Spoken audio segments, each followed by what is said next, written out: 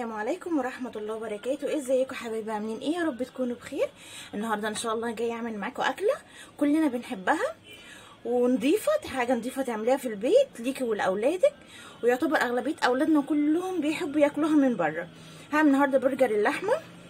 انا عندي هنا ده كده كيلو لحمه مضروب كويس جدا وناعم جدا. انا ضرباه في الكبه. اهم حاجه تبقى اللحمه ناعمه كده وايه ملمسها ناعم خالص معاكي عشان ما تشققش منك. وعندي هنا فول صويا، دي كوبايه فول صويا كنت نقعاها من نص ساعه كده في ميه بتغلي. هحتاج بيضايه والبهارات بتاعتي ملح وفلفل ورشه 7 بهارات ورشه بابريكا. هحتاج ايه بقى عشان السندوتشات؟ هحتاج طماطم وبصل مقطعاه كده ايه حلقات كده رفيعه، وجبنه شيدر. مش عندك جبنه شيدر مش مهم، ولو عندك اللي هو الخس ده قطعيه برده وحطيه في السندوتش هيبقى جميل. وطبعا عندنا كاتشب ومايونيز. يلا نبدا بقى مع بعض. اول حاجه انا هعملها هطحن ده في الكبه، انا عايزاه يبقى ناعم خالص. هطحنه في الكبه وهرجع لكم. انا ضربت اهو الفول الصويا كده بقى ناعم ازاي معايا، ضربته في الكبه. هروح بقى ضايفه فول الصويا على اللحمه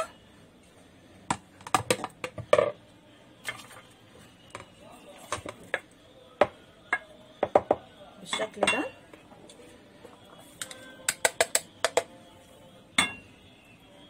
كده ضفت اهو اللحمه على الفول الصويا. هروح بقى ايه ضايفه البيضه بتاعتي اهي، واروح بقى ضايفه ايه الملح بقى بتاعي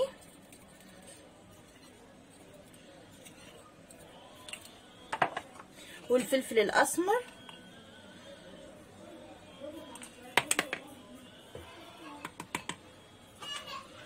وهضيف رشه ال7 بهارات ورشه بابريكا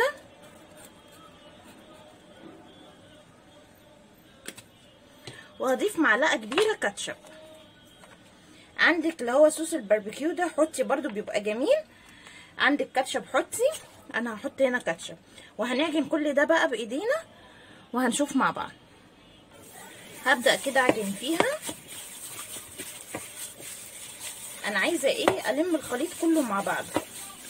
انا لبست هنا جلافز البلاستيك ده بس عشان خاطر البيضه، والله لو مش عشان البيضه كنت عشت بايديا كده، لان الواحد بيحس بالاكل كده بايديه، يعني طول ما انت بتعجني بايدك بتحسي بالاكل. هفضل اقلب فيه كده وادخل المكونات كلها في بعضها.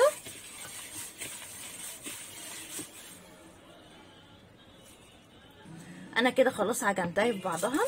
هبدا بقى اشكلها. ما عنديش طبعا ايه مكبس برجر، هوقف نفسي. لا طبعا يجيش قالك اتصرف. دي علبه غطا جبنه نستون كده، رحت جايباه وحط عليه كيس اللي هو من كيس التلاجة، وهبدا بقى اشكل بعض. وهي نفس الغرض، هتعمل لي نفس الايه التشكيله اللي انا عايزاها، ولا مكبس بقى ولا اي حاجه. واشكل كده اهو.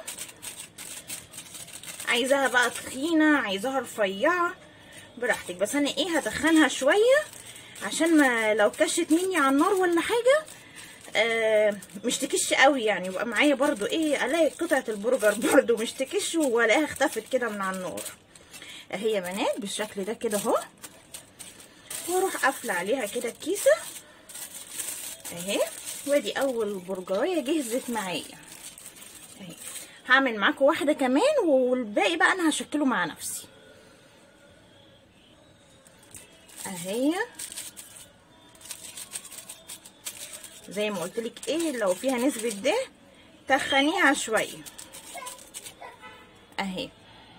هعمل انا الباقي بقى وهرجع لكم تاني. انا كده البرجر اهو جاهز معايا. هدخله بقى التلاجة يرتاح حوالي نص ساعه كده، يعني لحد ما يجي ميعاد الغدا، وهروح ايه مسويه معاكم.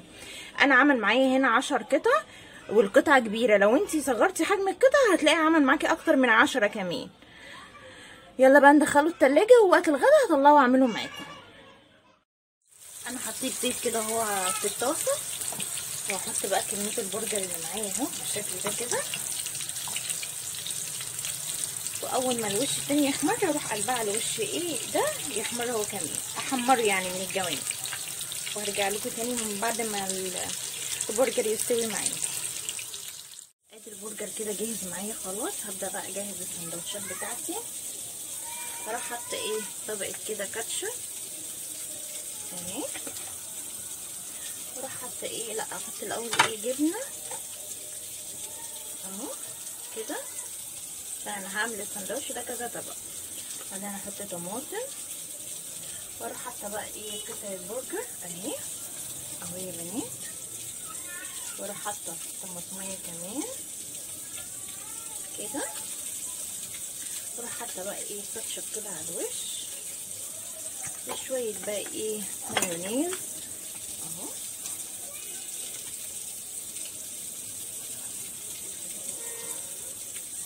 اهو يا بنات. هعمل معاكم واحد كمان اهو كده. هحط ايه بقى الكاتشب بتاعي كده، مش عايزه تحطي كاتشب ولا مايونيز، يعني انا ده هعمله من غير مايونيز. واحط طبقه كده جبنه، واروح حاطه قطعه برجر، وبعدين بقى قطعه طماطم وكاتشب على الوش كده.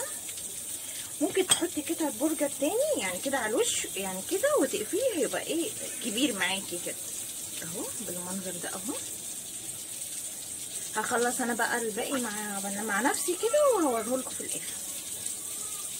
انا كده خلاص اهو خلصت كل السندوتشات معايا اهو، جنب بطاطس محمره بقى، وقضي اليوم بتاعك.